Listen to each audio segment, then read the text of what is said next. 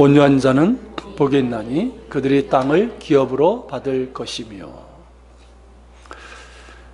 지난 9일에 대통령 선거가 있었죠.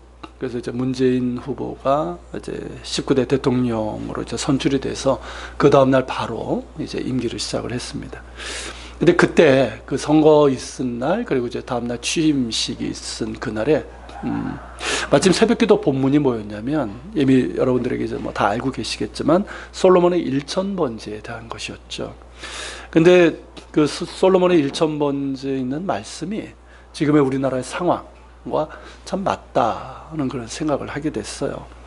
자, 하나님께서 이제 일천번제를 기쁘게 받으시고 그에게 이제 네가 원하는 것이 무엇이냐 다 들어주겠다라고 얘기를 하시죠. 그때 솔로몬이 구했던 게 뭡니까? 듣는 마음이었죠. 우리는 보통 이제 지혜라고 생각을 하지만 성경에서 보면 듣는 마음이에요. 듣는 마음.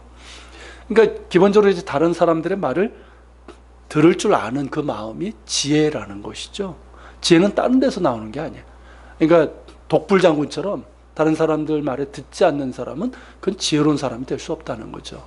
그러니까 기본적으로 다른 사람들의 말을 듣을 때 이게 왕으로서 듣는 것이니까 누구의 말을 듣는 겁니까? 백성들의. 그렇죠? 백성들의 삶의 애환, 그들이 원하는 것, 이런 것들을 잘 듣고 정확한 판단과 올바른 분별력을 할 수 있도록 그런 마음을 달라고 구한 거예요. 특별히 듣는 귀가 아니라 듣는 마음을 달라고 한 거니까 뭐로 듣겠다는 겁니까? 귀가 아니라 마음으로 듣겠다는 거죠. 이게 틀리죠. 우리가 그러죠. 귀로 듣는 건 뭡니까? 건성으로 듣기 쉽고, 그러니까 마음으로 와닿을 만큼 그렇게 듣지 않는단 말이죠. 그러니까 솔로몬이 구한 건 뭐냐면 듣는 마음, 마음으로 듣겠다는 거예요. 그냥 왕의 입장에서, 왕은 뭐 부족한 게 없잖아요. 왕의 입장에서 듣는 것이 아니라 백성들, 특별히 가난하고 약한 그 사람들 입장에서 그들의 애환을 듣고 그들의 삶의 문제들을 듣고 또 희망을 듣고 그렇게 하겠다는 거죠.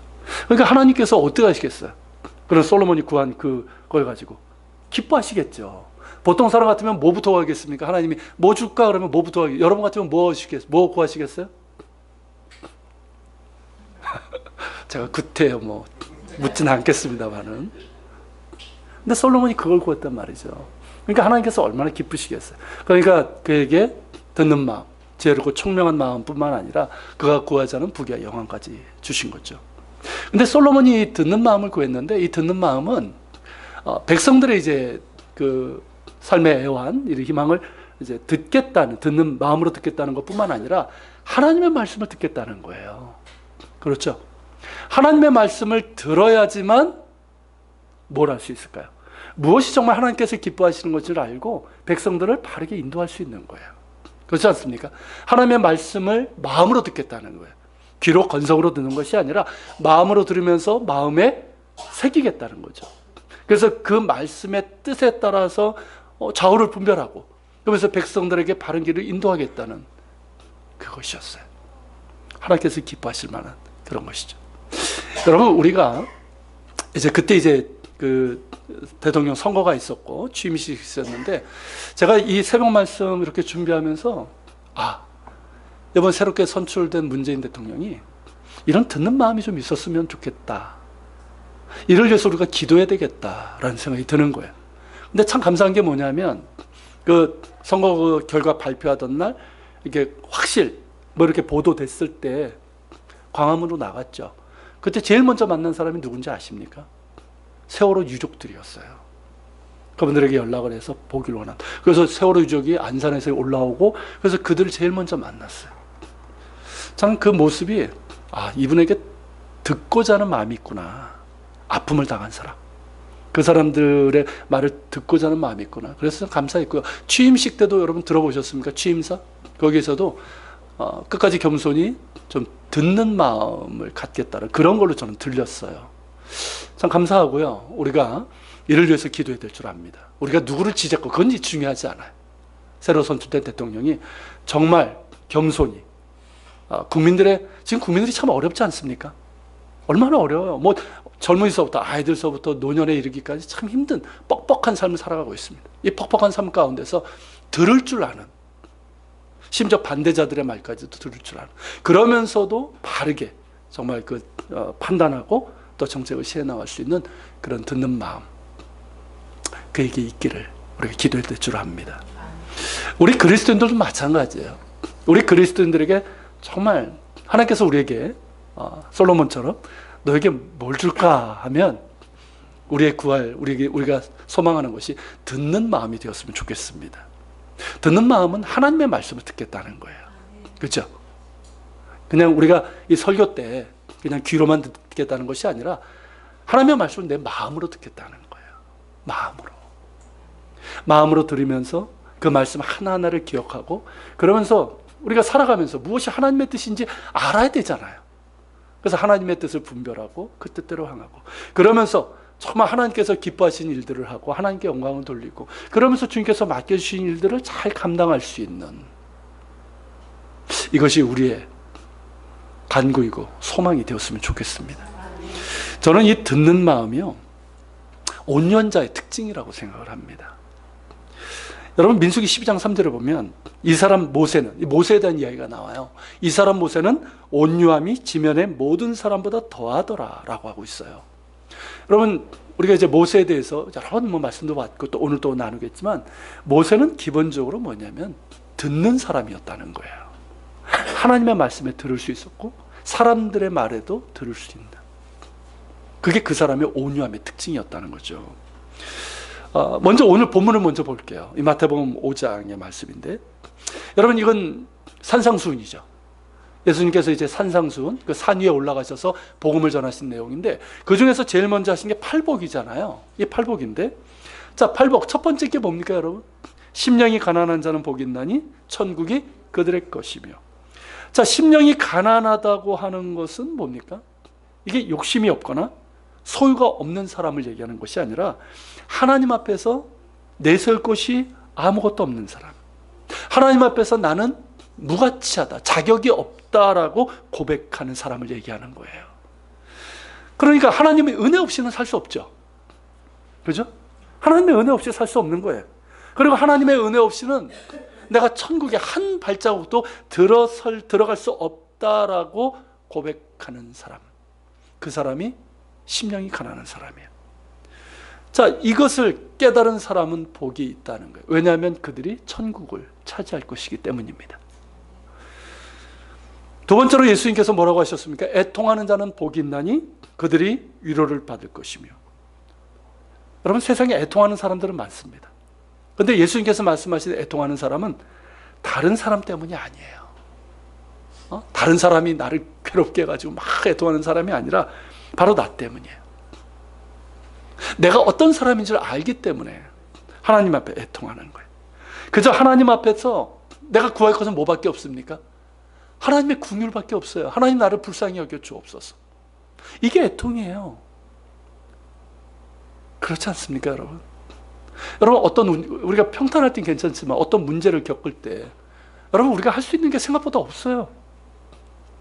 그때 여러분 우리가 구할 게 뭡니까? 하나님 나를 불쌍히 여겨 주옵소서. 혹은 하나님 우리 자녀, 하나님 우리 가족 불쌍히 여겨 주옵소서. 이거예요. 그러니까 하나님의 긍휼을 구하고 그러면서 애통해 하는 것. 그렇기 때문에 이 애통은 뭐냐면 회개의 애통이고요. 그리고 하나님의 긍휼과 도우심을 구하는 애통이라고 할 수 있습니다. 예수님께서는 이러한 애통을 하는 자가 복이 있다고 하셨어요. 왜일까요? 하나님께서 그런 사람들을 위로해 주시기 때문입니다. 세상이 줄 수 없는 평안을 주시고 하늘의 위로를 그들에게 허락해 주시기 때문입니다. 그리고 예수님께서 세 번째 복에 대해서 말씀하셨는데 오늘 본문이죠. 온유한 자는 복이 있나니 그들이 땅을 기업으로 받을 것이며 자 온유한 자가 복이 있다고 하셨어요. 여러분 대체 온유한 자가 어떤 사람에게 복이 있을까요? 우리는 보통 온유한 사람 하면 어떤 사람 생각합니까? 그저 그냥 사람 좋은 사람 생각하죠. 그렇죠? 그렇게 보면 온순한 분들이 많아요 여기. 자, 뭐 온순하고 부드러운 천성을 가진 사람, 뭐 화내지 않고 매사에 큰 소리 치지 않고 공격적이지 않고 뭐 이것도 좋고 저것도 좋고 이렇게 받아들이는 사람을 향해서 온유하다라고 생각하기가 쉽습니다. 더 나아가서 자기 의견이 강하지 않아요. 그리고 우유부단하고 말도 없고 조용한 사람에게도 뭐 좋게 표현해서 온유한 사람이라고 얘기도 하는 것 같아요. 그렇지만 예수님께서 말씀하신 온유한 사람은 이런 천성이나 그런 조용한 성격이나 태도를 가진 사람을 얘기하는 게 아니에요. 자, 예를 들면 야곱인데요. 여러분 창세기 25장 27절에 보면 이렇게 표현하고 있어요. 에서는 익숙한 사냥꾼이었으므로 들사람이 되고, 그 형이죠. 야곱은 조용한 사람이었으므로 장막에 거주하니. 이렇게 돼 있어요. 자, 야곱은 본래 천성이 어떠냐면 조용한 사람이었어요. 그러니까 조용해서 집안에 머물기를 좋아했던 사람이었어요. 근데 여러분, 우리는 야곱을 가리켜서 온유한 사람이라고 하지 않습니다. 그죠?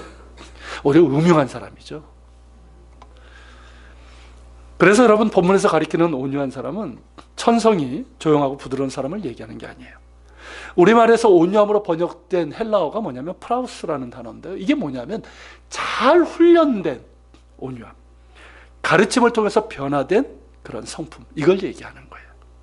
그러니까 성경에서 말하는 온유는 천성적으로 부드러운 성품이 아니라 예수님을 믿은 후에 성령으로 절제되고 길들여진 그 성품을 얘기하는 거예요. 하나님의 말씀을 통해서 변화된 성품을 얘기하는 거예요. 믿음으로 성숙해진 온유한 성품을 얘기하는 거예요. 그래서 이 온유함은 성령께 속한 성품인 거예요. 성령의 열매 가운데 나오지 않습니까? 그리고 하나님을 주인으로 모시는 온유함이고, 하나님의 말씀에 충성스럽게 순종하는 온유함인 거예요. 여러분, 이게 뭐와 비슷하냐면 마치 거친 야생마와 같아요. 야생마 아시죠? 이 거칩니다. 굉장히 거칩니다. 그런데 이 야생마가 길들여진 후에는 어떻게 됩니까? 주인에게 속하고 주인의 말에 절대적으로 순종하는 것과 같습니다. 우리가 이 세상에 있을 때는 우리는 어찌 보면 거친 야생마와 같은지도 모르겠어요.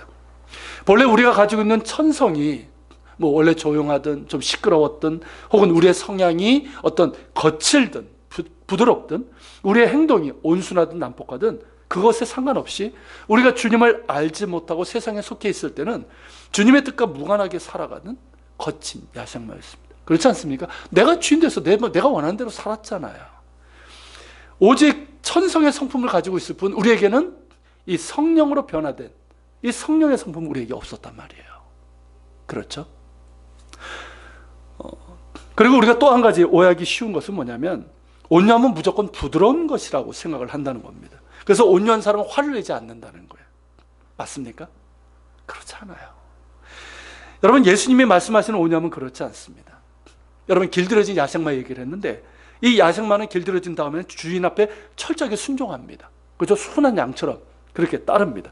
그런데 여러분, 주인과 함께 거친 그 들판을 달 때는 어떻습니까? 예전에 야생마처럼 아주 거칠게 달려갑니다. 그런 모습이 있는 거예요. 주인이 원할 때는 불같이 변하기도 합니다. 여러분, 모세와 예수님이 바로 그런 예라고 할 수 있어요.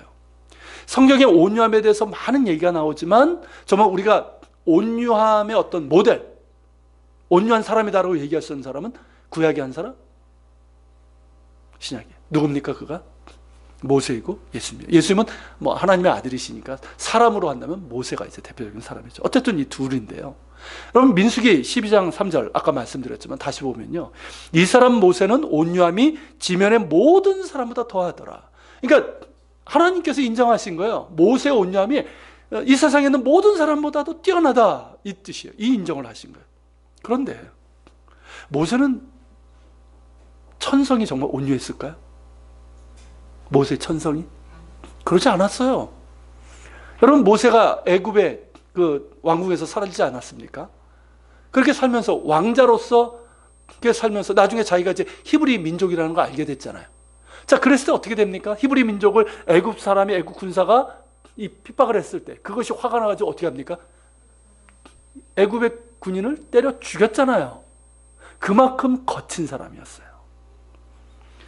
자, 그렇게 살인을 저지르고 또 비겁하게 도망쳐서 미디안 광야에 40년이나 숨어 지냈습니다. 그렇게 40년 지난 어느 날, 모세는 시내산에서 하나님을 만나게 돼요. 그때 하나님께서 모세에게 이렇게 말씀하셨어요. 출애굽기 3장 5절인데, 하나님이 이르시되 이리로 가까이 오지 말라. 네가 선 곳은 거룩한 땅이니 내 발에서 신을 벗으라. 자, 신발을 벗으라. 이건 무슨 뜻일까요? 지금은 이제 없는 것이지만 그 당시의 문화 속에서는 이건 종이 되는 것을 얘기하는 거예요. 당시의 종은 노예는 신을 신을 수가 없었습니다. 오직 자유인만, 이 자유의 신분만 가진 사람만 신발을 신을 수 있었어요. 자, 하나님께서는 모세에게 뭘 원하신 겁니까? 종이 되기를 원하시는 거예요. 더 이상 자기 스스로 주인 되어서 자기 마음대로 살지 말라는 거예요. 주인이 없는 거친 야생마처럼 제 마음대로 날뛰지 말라는 것이죠. 그래서 신을 벗으라고 말씀하신 것이에요. 이제부터 하나님의 종으로, 하나님의 뜻에 순종하며 하나님을 주인으로 모시고 살라는 말씀입니다. 자신의 거친 천성대로 사는 것이 아니라 성령으로 변화된 성품으로 살라는 말씀이에요. 한마디로 뭡니까? 온유한 사람이 되라, 이 말씀인 거예요. 그 후에 여러분, 모세는 어떻게 됩니까? 하나님의 뜻에 따라서 하나님의 말씀을 듣기 시작합니다. 그렇죠? 여러분, 모세의 특징이 뭔지 아십니까? 하나님의 말씀을 들었다는 거예요. 들었다는 거예요. 아까 듣는 마음 얘기했죠. 그에겐 듣는 마음이 있었어요. 듣고자 하는 마음이 있었고 실제로 마음으로 들었어요. 그러면서 그 말씀을 들으면서 무조건적으로 순종을 했어요. 그러면서 하나님께서 정말 이스라엘 백성들을 애굽에서 구해내실 때 그 지도자의 역할을 감당했고, 또 모세는 광야에서 백성들이 자기에게 얼마나 많이 불평과 불만을 그렇게 토로합니까? 그렇죠? 그럼에도 불구하고 모세는 성을 내거나 노를 바라지 않았어요. 그들의 형편을 이해하고 그들 편에 서서 하나님께 기도를 합니다. 여러분, 대표적인 게 그거죠. 이스라엘 백성이 금송아지를 만들어서 그 시내산에서 이제 모세가 십계명 돌판을 받을 때 밑에서 무슨 일이 일었습니까? 백성들이 금송아지를 만들죠. 금송아지를 만들고, 금송아지를 뭐라고 부른 거예요? 그 우상을 만든 게 아니에요. 하나님이라고 하는 거예요. 금송아지를 만들고. 그러니까 하나님의 영광을 한낱 우상으로 만들었을 때 하나님께서 진노하시죠. 그러면서 그들을 멸하고자 하셨습니다. 또한 고라자손 이야기도 아실 겁니다. 자, 고라자손들이 반역을 일으키고 그들의 선동에 백성들이 그렇게 따랐을 때 하나님께서 진노하셔서 그들을 멸하시겠다고 하셨어요. 그때 여러분, 모세가 어떻게 합니까? 모세가 어떻게 합니까? 감히 두 팔을 벌리고 하나님의 진노를 가로막습니다. 감히 하나님의 그 불같은 진노 앞에 서는 거예요. 그래서 하나님의 진노를 가로막고 이 백성의 죄를 사하여 달라고 간구합니다. 내 이름이 생명책에서 지워질지언정 이 백성은 용서해 달라고 구합니다. 이에 하나님께서는 그 진노하심을 거두시게 되죠. 여러분, 무엇을 말하는지 아십니까? 이것이 모세의 온유함이에요. 모세는 듣는 마음이 있었어요. 하나님의 말씀을 늘 마음으로 들었습니다. 그런 까닭에 진노하시는 가운데서도 하나님의 마음을 볼 수 있었던 거예요. 아십니까? 하나님의 마음을 모르면 진노하신 가운데 두려워 떨 수밖에 없는 거예요. 근데 하나님의 마음을 아니까 하나님이 진노하시면서도 그 마음 가운데 무엇이 있는지를 아는 거예요. 볼 수 있는 거예요. 하나님의 마음은 뭘까요? 그들을 멸하시는 게 아니에요. 그들이 그 죄를 깨닫고 돌이키는 거예요. 돌이켜서 다시금 하나님 앞에 하나님의 백성으로 서는 거예요. 이게 하나님의 마음이에요. 그 마음을 모세는 알았습니다. 그렇기 때문에 하나님과 백성 사이에 서서 중재자가 될 수 있었던 거예요. 이것이 여러분, 모세의 온유함이고 온유한 자의 모습이라고 할 수 있어요. 여러분, 온유한 자는 하나님의 말씀을 듣습니다. 마음으로 듣습니다. 귀로도 듣지만 마음으로 들어요. 그러면서 그 말씀으로 또 성령의 도우심으로 훈련되고 변화되고 다듬어지고 절제된 성품, 그게 온유함이에요. 또한 하나님의 마음을 알기에 그 마음을 품고 중재의 기도를 드리는 사람이에요. 하나님께서 기뻐하시는 사람이고 하나님께서 찾으시는 사람입니다. 우리가 이런 온유한 자들이 될 수 있기를 소망합니다. 또한 예수님께서요, 마태복음 11장 29절에서 이렇게 말씀하셨어요. 나는 마음이 온유하고 겸손하니 나의 멍에를 베고 내게 배우라. 자, 예수님은 스스로 나는 온유하다. 그러니까 나에게 와서 나의 온유함을 배우라고 하셨어요. 실제로 여러분, 예수님은 어떠셨습니까?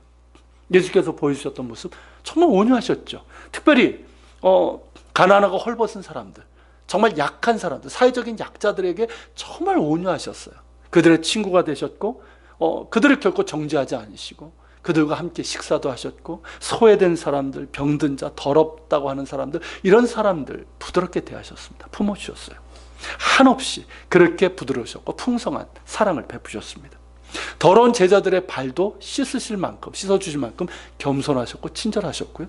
또 사회적인 약자들에 대해서 정말 놀라울 만큼 부드러우셨어요. 그런데 여러분, 예수님이 언제나 부드럽고 유순하셨던 것만은 아니었다는 거예요. 여러분, 요한복음 2장 13절 15절에 보면 이렇게 증언하고 있습니다. 제가 읽어드릴게요. 유대인의 유월절이 가까운지라 예수께서 예루살렘으로 올라가셨더니 성전 안에서 소와 양과 비둘기 파는 사람들과 돈 바꾸는 사람들이 앉아 있는 것을 보시고 노끈으로 채찍을 만드사 양이나 소를 다 성전에서 내쫓으시고 돈 바꾸는 사람들의 돈을 쏟으시며 상을 엎으시고. 이게 언제 있었던 일인지 아시죠? 우리가 보통 얘기하는 고난주간, 예수님께서 예루살렘에 입성하시고 그 다음 날이었어요. 이때가 유월절이 아닙니까? 유월절은 이스라엘 절기 중에서 가장 큰 절기예요. 그래가지고 이 유월절이 되면은 전 세계에 흩어져 있던 유대인들이 모이는데 100만 이상 모여요. 수많은 사람들. 그러니까 여러분, 이 성전 안에는 또 얼마나 많은 유대인들이 있었겠습니까? 그런데 예수님께서 거기서 뭘 하십니까? 노끈으로 채찍을 만드셔서 양과 소들을 쳐서 내쫓아 버리십니다. 돈을 쏟아 버리십니다. 상을 뒤에 엎으셨어요. 그러니까 성전이 아수라장이 된 거예요. 자, 여러분, 유대 종교 지도자들, 제사장들이 볼 때는 뭡니까? 이거는 행패죠. 그렇지 않겠습니까? 행패죠. 그들이 볼 때는 진짜 행패예요. 성전을 모독한 거예요. 그리고 여러분, 예수님을 조금이라도 알던 사람들은 어땠을까요? 당황하지 않았을까요? 예수님께서 이런 모습을 본 적이 없어요. 예수님께서 이렇게 진노하시면서 그렇게 하신 적이 없단 말이죠. 그런데 여러분, 예수님께서 뭐라고 하시냐면 나는 온유하니 내 온유함을 배우라고 하십니다. 여러분, 모세와 예수님을 통해서 우리는 온유한 사람이라는 것이 단순히 성품이 조용하고 부드러운 사람이 아님을 알 수 있어요. 때로는 분노할 수 있어요. 그런데 그 분노는요, 아무 때나 화를 내는 게 아니에요. 분노하는 사람이 아니에요. 아무 때나. 자기 자존심이 상했다고, 우리처럼. 우리는 여전히 그런 모습 있지 않습니까? 자기 자존심 상했다고 해서, 또 내가 경쟁에서 뒤처졌다고 해서, 기분이 나쁘다고 해서 분노하는 사람은 온유한 사람일 수가 없어요. 참으로 온유한 사람은 하나님이 무시당할 때, 하나님의 영광과 하나님의 뜻이 손상될 때, 하나님의 집이 더럽혀질 때 분노하는 사람이에요. 이게 온유함이에요. 그래서 여러분, 이것을 거룩한 분노라고 하는 겁니다. 온유한 사람은 거룩한 분노를 발할 수 있어야 되는 거예요. 주님의 교회가 상처를 입었을 때, 하나님의 영광이 더럽혀지고 그 뜻이 위기에 처했을 때 분연하게 일어날 수 있어야 됩니다. 여러분, 예수님께서 성전에서 그런 분노를 발하셨을 때 제자들이 기억해낸 성경 말씀이 있었어요. 그게 뭔지 아십니까? 시편에 보면 그 말씀이 있어요. 주의 전을 향한 열심이 나를 삼키리라. 제자들이 이 시편 말씀을 기억했다고 그랬어요. 그러니까 예수님 처음에는 당황스럽겠죠. 예수님께서 그렇게 분노하시는 모습을 못 봤어요. 그런데 그렇게 하시는 모습을 통해서 그들이 뭘 봤냐면 그냥 인간적인 어떤 이 화를 본 것이 아니라 주의 전을 향한 열정을 본 거예요. 그 뜨거운 마음을 본 거예요. 주의 전을 향한 열정이 그 뜨거우니까 어떻습니까? 가만히 있을 수 없는 거예요. 에이, 모른 척하고 지나가지. 이게 안 되는 거예요. 여러분, 이게 예수님의 온유함이에요. 여러분, 우리나라에도 마찬가지입니다. 여러분, 일제 때 신사참배라는 게 있었던 거 아시죠? 그때 여러분, 온유했던 사람은 어떤 사람일까요? 일제 탄압에, 그런 억압에 결국은 교회가 무릎을 꿇었어요. 믿지 않는 사람들 얘기하는 게 아니에요. 교회가 무릎을 꿇었어요. 그래서 하나님을 믿는다고 하는 사람들이 신사참배 했습니다. 그 앞에서 고분고분하게 하라는 대로 했어요. 여러분, 이것은 온유함이 아니에요. 비겁함이에요. 오히려 여러분, 그 신사참배 때 끝까지 신사참배를 거절하면서 믿음을 지킨 사람들, 주기철 목사님, 손양원 목사님, 이런 분들이 온유함이에요. 이해가 되십니까? 여러분, 우리나라 최근에 탄핵 때도 마찬가지예요. 탄핵 때 촛불과 태극기를 갈라줬잖아요. 양쪽에 다 그리스도인들도 있었어요. 근데 여러분, 탄핵 반대하면서 그 심정은 이해를 합니다. 그런데 거기에서 태극기 거기 그 집회에서 십자가까지 들고 거친 말로 그렇게 분노하는 건 그거는 온유함이 아니에요. 하나님을 위한 것도 아니에요. 분명히 죄가 드러났는데 그렇지 않습니까? 오히려 그때 아픔을 느끼면서 바르게 얘기할 수 있고, 사실 하나님의 영광이 가려졌잖아요. 그때 그렇게 얘기할 수 있는 그 분노가, 그게 진정한 온유함이라고 할 수 있어요. 여러분, 우리에게 있어야 될 것이 바로 이런 온유함이라고 믿습니다. 여러분, 이상에서처럼 우리가 알 수 있는 것은 예수님이 말씀하시는 온유한 사람은 다른 것 아니에요. 하나님의 종이 되어서 성령으로 길들여진 성품을 지닌 사람이에요. 하나님의 말씀을 듣기 때문에. 그리고 하나님의 백성들, 사회적인 약자들에 대해서는 한없이 부드럽고 친절한 사랑을 베푸는 사람입니다. 동시에 하나님을 대적하고 하나님을 무시하고 하나님을 거스르는 사람들에 대해서는 거룩한 분노를 토해낼 수 있는 사람들인 거예요. 여러분, 우리의 삶을 한번 돌아봅시다. 여러분, 우리는 무엇 때문에 분노하고 무엇에 고분고분하고 있습니까? 나의 욕망과 이기심에는 아무런 저항 없이 한없이 고분고분하고, 세상과 하나님께 어쩌면 양다리를 거치면서 우유부단하고 그렇게 살고 있는 것은 아닌지, 그러면서 교회가 상처 입고 하나님의 말씀이 무너질 때 그저 조용히 바라볼 뿐 침묵하고 있지는 않은가 하는 거예요.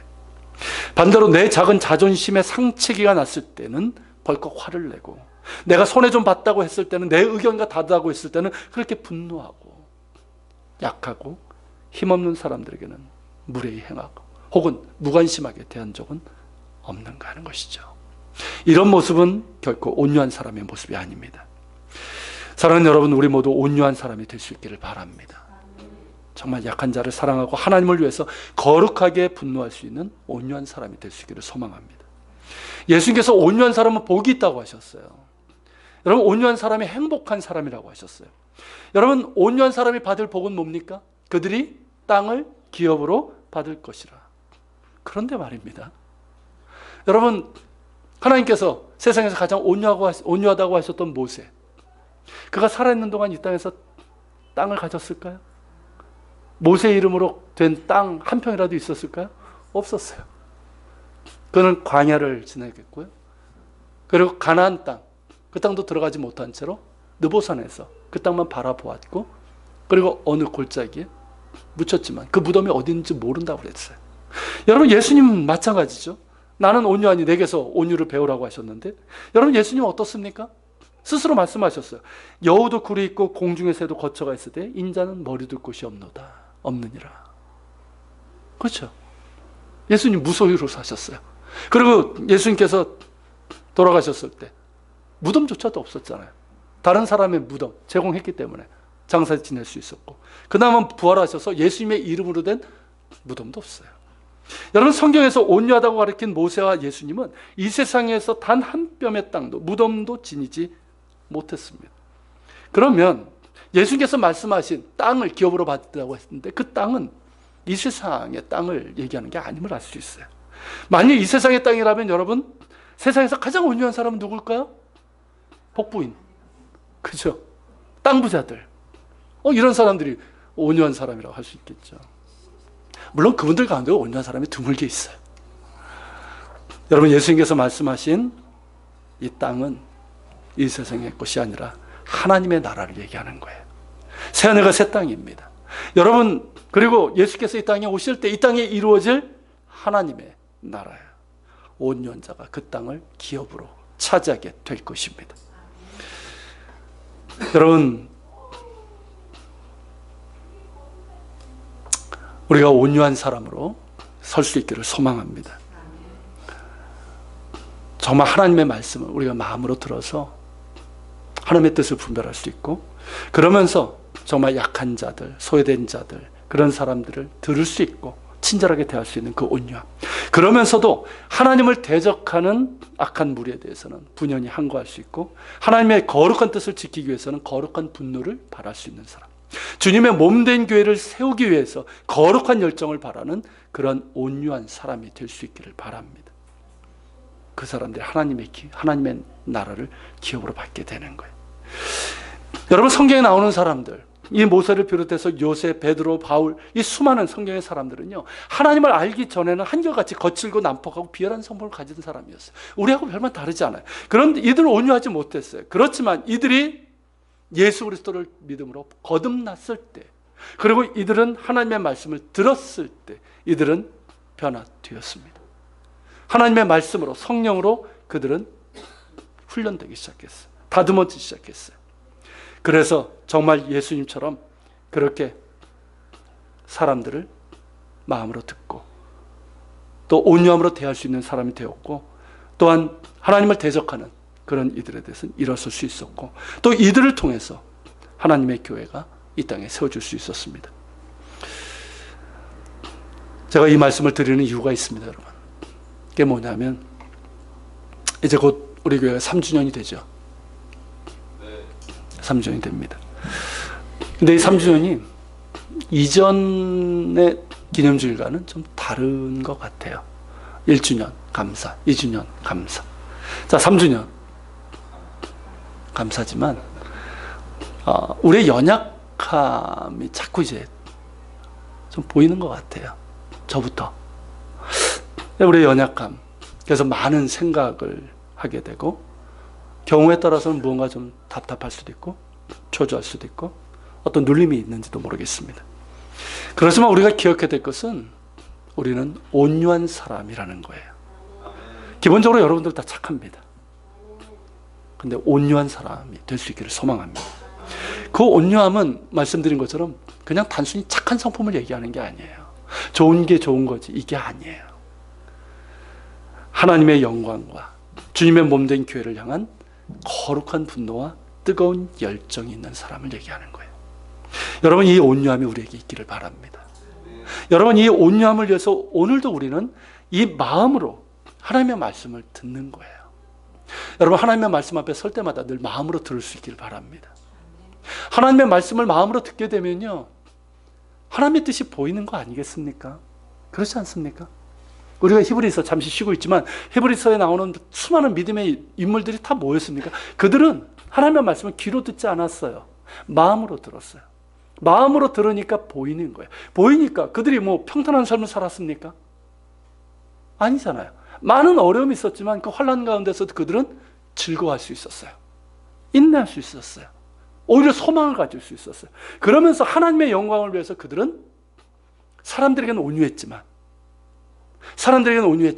그들은 정말 뜨거운 열정을 가지고 주의 영광을 위해서 살았고 주의 몸된 교회를 섬겼단 말이죠. 여러분, 이런 온유함이 우리에게 있기를 바랍니다. 여러분, 우리를 향하신 하나님의 뜻이 있습니다. 우리 교회를 세우신 주님의 뜻이 있다는 거예요. 여러분, 그 뜻을 우리가 마음으로 다시금 들을 수 있기를 바랍니다. 그리고 여러분, 우리가 서로에 대해서는 더욱더 온유함으로 될 수 있기를 바랍니다. 이미 착하시잖아요. 할렐루야. 더 온유함으로. 온유함은 자기를 낮추는 거예요. 나를 낮추면서 상대방을 존중해 주는 거예요. 상대방을 배려해 주는 거예요. 상대방이 어떤 마음, 어떤 생각, 어떤 아픔이 있을까 생각을 하는 거예요. 그 온유함이 우리에게 있기를 바랍니다. 여러분, 우리가 전도할 때도 마찬가지. 이 온유함이 없으면 어떻게 전도합니까? 여러분, 온유함으로 되고 온유함으로 소문나는 우리 교회가 될 수 있길 바랍니다. 그렇지만 우리가 하나님의 영광을 위해서는, 정말 그리스도의 몸된 교회를 위해서는 거룩한 분노가 있기를 바랍니다. 뜨거운 열정이 있기를 바랍니다. 예수님이 그러셨던 것처럼 주의 전을 향한, 주의 전을 삼키는 열정이 우리를 삼킬 수 있는 그런 열정이 우리 가운데 있기를 바랍니다. 그러기에 우리는 3주년을 앞두고 또다시 감사합니다. 또다시 소망 중에 즐거워하며 인내합니다. 다시금 일어섭니다. 주님 닮은 온유한 사람이 될 수 있기를 소망합니다. 그래서 주님의 몸된 교회를 세워나가고 주의 영광을 온천에 높이 드러낼 수 있는 우리가 될 수 있기를 소망합니다. 같이 기도하겠습니다. 오늘 말씀을 기억하면서 기도합시다. 주님, 우리가 온유한 사람이 되기를 원합니다. 모세처럼 듣는 마음이 있기를 원합니다. 하나님의 말씀을 귀로만 듣지 않게 하시고 우리의 마음으로 듣기를 원합니다. 마음으로 듣기에 하나님의 뜻을 마음에 새기고 그 뜻이 무엇인지를 늘 물으면서 순종하는 가운데 하나님 뜻을 이룰 뿐만 아니라 하나님께서 원하시는 사람으로 변화되고 성숙하기를 원합니다. 온유한 자가 땅을 기업으로 차지한다고 했습니다. 온유한 자가 땅을 차지해야 됩니다. 그 영향력이 있게 하시고, 또 주님, 예수님처럼 사람들에게는, 특히 정말 약한 사람들에게는 한없는 온유함이 있게 하시고, 그렇지만 하나님의 영광을 위해서, 하나님의 몸된 교회를 위해서는 정말 거룩한 분노, 뜨거운 열정이 우리 가운데 있기를 원합니다. 이것이 우리의 온유함이 되길 원합니다. 우리 예한교회가 온유한 사람들의 공동체가 되어서 3주년을 앞두고 있는 이때 더욱더 주님이 열정을 가지고 나가게 하시고, 그러면서 다시금 소망 중에 감사함에 인내하며 즐거워하는 우리가 될 수 있기를 원합니다. 우리가 기도하며 주님 앞에 나아갑시다.